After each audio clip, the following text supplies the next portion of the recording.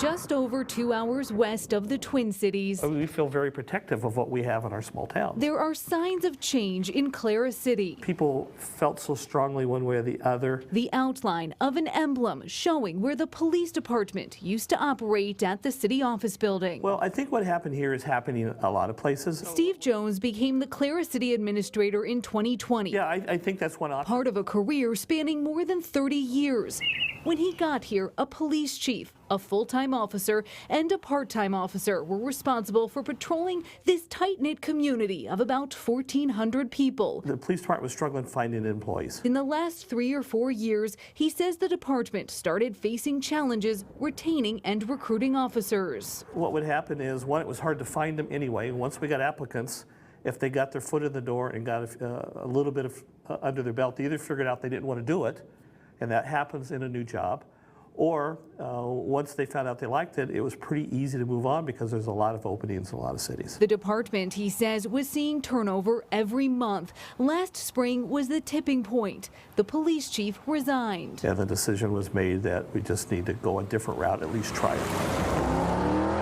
Seeking help about 20 minutes down the road with the Chippewa County Sheriff's Office, Clara City entered into a partnership with the agency last June to provide a dedicated law enforcement presence. 2 deputies are now assigned to the city, and eventually they'll work out of the old police department. They're going to handle most calls for service in that area while they're on duty. But of course they're deputies, so they've got Chippewa County at their disposal to help. The Sheriff's Office added 2 positions to accommodate the new contract. Shuffling where as need be. Sheriff Derek Olson tells us Chippewa County calls are often drug-related or for property crimes, and during the harsh winters, rescue missions.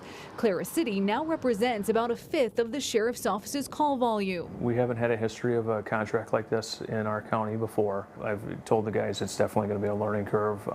We're going to learn and grow with the city. It's been a great partnership thus far. Clara City isn't the only community that's faced challenges. 2 others have also lost their local police departments within the last year, Morris and Ortonville. In both cases, those cities also decided to enter into a contract with the Sheriff's Office. Data from the Minnesota Board of Peace Officer Standards and Training shows between 2018 and 2022, the number of municipal police departments statewide dropped from 321 to 308. The number of licensed and active police officers decreased by 293. Which we've seen really record numbers of people leaving law enforcement over the last 3 or 4 years. A lot of them to retirement, maybe early retirement, but there are a number of people who have just chosen to go into other careers. Jeff Potts is the executive director of the Minnesota Chiefs of Police Association and was the Bloomington police chief for more than a decade. This is affecting departments of all size in all areas of the state. I mean, the long-term impact of this is that we're seeing, fewer police officers in those departments, which means they're working more hours, and it just becomes a bigger strain on the organization when you're doing all that work with fewer people, leading to situations like the one in Clara City. And if this doesn't turn around, that trend is going to continue. We're going to see fewer and fewer police officer positions in Minnesota. Do you think that this is a model more and more law enforcement agencies are going to be adopting? It's possible. Struggles felt by all agencies, but I certainly know that the smaller departments are really struggling to stay afloat. I can tell you now that I don't think we had much choice. Everybody gets 6 votes. As Clara City maps out the challenges it faces in the years ahead, Everything will survive. addressing staffing is one of their top priorities. Top 1, you put 6. Jones telling us they're now also seeing shortages for other city departments too. Maybe more resources go to the top 1. Their partnership with the Sheriff's Office, a sign of the kind of collaboration we could see in the years to come. I think it's not only in police departments, that's more or less the tip of the iceberg. I think everybody on all levels is struggling to some extent. Clara City tells us this agreement is saving them about $100,000, and the Sheriff's Office says the contract with the city covers the additional costs for them. This is only a 2-year contract, so the city could bring back the police department in the future if they chose to, Kevin. And Callan, you learned hundreds of officers statewide have been applying for disability. That's right. Another factor contributing to these workforce shortages across the state. Data from Public Employees Retirement Association shows in the last 4 years, more than 900 first responders have applied for disability in Minnesota. I'm told the majority are police officers, and most of the applications have been related to PTSD, Kevin. We'll give them 5 of these bags right here. Most days, Rainbow Health Community Health Supervisor J.T. Stewart is here at All God's Children in Minneapolis. Sometimes individuals like to put their syringes together. Talking with those struggling with substance use disorder. We got waters in here, triple antibiotic ointment. And giving them sterile supplies. It's important because we want to do our best job to slow the rate or bring the rate down of contracting HIV and hepatitis C. Providing everything from testing to clean needles and alcohol swabs. You just provide them all of the things that they can do to do it safe. And then also, if they come in and they're talking to us about being in limbo, about going to get treatment, we refer people to who go get treatment as well. It's an approach called harm reduction and a strategy the state is now investing in. This year's Human Services Omnibus Bill includes about $18 million for the Department of Human Services to create grants to establish safe recovery sites that offer harm reduction services and supplies, including sterile needle exchanges, and new options such as safe injection spaces. Typically, these are where people use drugs while being monitored by a medical professional. These sites really often end up operating like hubs that draw people in who otherwise might not be getting any care at all. DHS Assistant Commissioner Eric Grumdahl says they hope it would lead to a reduction in fatal overdoses. The most recent Minnesota Department of Health data shows there was a 43% increase in opioid overdose deaths from 2020 to 2021. Minnesota has a really worryingly increasing, dramatically increasing rate of overdose deaths, particularly from opioids. And with the opioids and the drugs that exist on our streets today, that threat is more acute than it has ever been. Minnesota is now only the second state after Rhode Island to have a law allowing safe injection sites. New York City opened the first government-approved site in the U.S. 2 years ago.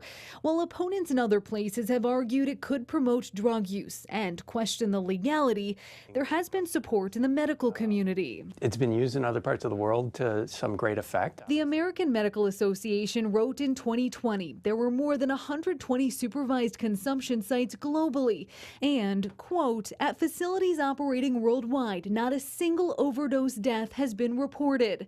Hennepin Healthcare Director of Addiction Medicine Gavin Bart has toured facilities in Zurich and Vancouver. This is not you go to a bar and have recreation and listen to music and, entertainment with your friends. This is really much more of a health facility social service. Do you see drawbacks? Well, I think one drawback is the reaction, sort of the moral indignation reaction of you're going to do what or allow people to do what. But I think when we're faced with continuing increases in drug overdoses, we need to try more public health approaches. That we need an option that doesn't necessarily require that somebody is ready to stop using on the day that they enter support, to make sure that we're able to keep somebody alive long enough to recover. Grumdahl says each site will look different based on community feedback, and they're still trying to figure out whether the state will target locations or if communities will apply. The exact path for the money getting out the door is still ahead of us.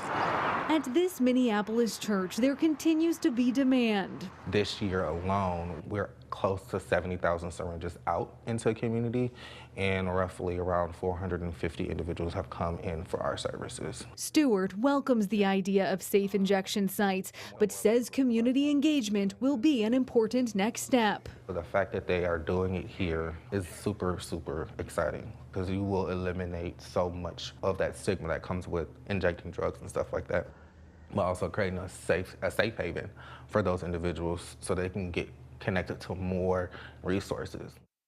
Since this passed in a DFL-controlled legislature, we did reach out to both the House and Senate Republican caucuses for their reaction. Both declined to comment for this story. And clearly, Callan, a lot is being worked out on this, but do they know where in the state they plan to target to put these?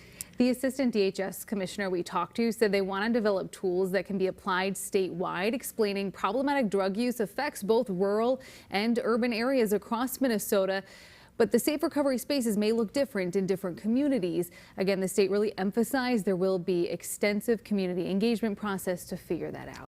The Minnesota legislature this session approved millions in funding for programs to provide harm reduction services, which could include safe injection spaces. Typically, that's where people use drugs while being monitored by a medical professional. That we need an option that doesn't necessarily require that somebody is ready to stop using on the day that they enter support, to make sure that we're able to keep somebody alive long enough to recover. This comes as the most recent Minnesota Department of Health data shows there was a 43% increase in opioid overdose deaths from 2020 to 2021. I think we want to work closely with them as they develop the sites. Jeff Potts, the executive director of the Minnesota Chiefs of Police Association, says conversations are needed about where the sites will be located. If people can come and go freely to use controlled substances, will there be, people looking to take advantage of those people, say drug dealers, a higher concentration of those folks in a particular neighborhood?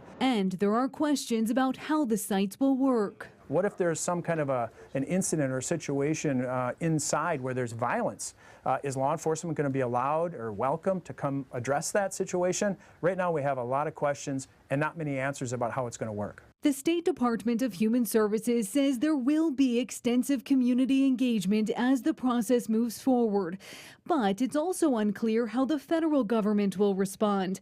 A nonprofit trying to open the first site in the country in Philadelphia was sued in 2019 by the Department of Justice under the Trump administration, which argued it fell under a 1980s era law aimed at banning crack houses. And the appellate opinion by the Third Circuit was pretty thorough. He said that clearly this statute applies on the elements to what Safe House was doing, even though what Safe House was doing wasn't a crack house. Could Minnesota run into legal challenges as it works to implement these sites? Certainly. I mean, the statute pretty clearly covers what a safe injection site would do. What the statute doesn't take into account, though, is the intent of what harm reduction is supposed to be about.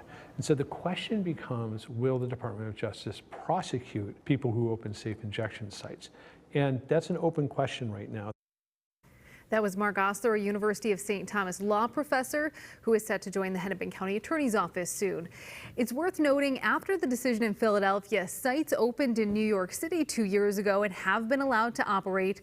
We reached out to the Department of Justice asking if it will take legal action against Minnesota to prevent sites from opening here. A spokesperson told us we will decline to comment at this time.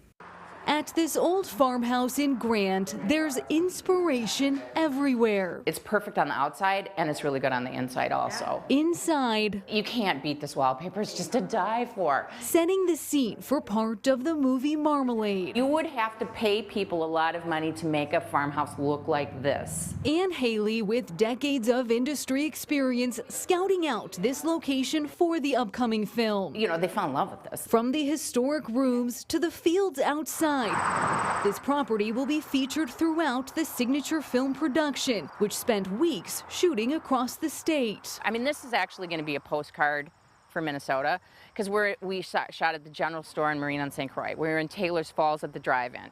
We were in Stillwater. We were here at the farm. Then we were over in Shakopee at a gravel pit. He walked down the sidewalk into the store. Crowds gathering in Jordan in June to catch a glimpse of the film's star, Joe Keery, best known for his role in Stranger Things. Oh, yeah.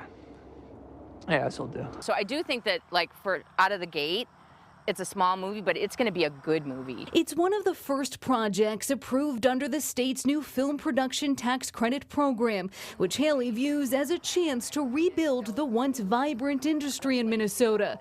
From the Mighty Ducks to Fargo to Grumpy Old Men, she worked on them all. It was just like one after the other after the other. It was just that we got these movies on our merits of having crew and locations. But in the early 2000s, more and more states started offering incentives. We weren't competitive, and there was nothing we could do. I mean, I just watched my career go away. This is really about opportunity for the state of Minnesota. Last year, the state legislature enacted a film tax credit program with bipartisan support. It is now a necessary condition for attracting large or any projects to our state. What they bring to town and to our state, the activity, the economic activity, the excitement, it is good for our state. Minnesota's program provides a 25% income tax credit to production companies that spend at least $1 million in a taxable year for eligible production costs. According to the state, it's first come, first serve until the program's $5 million annual cap is spent.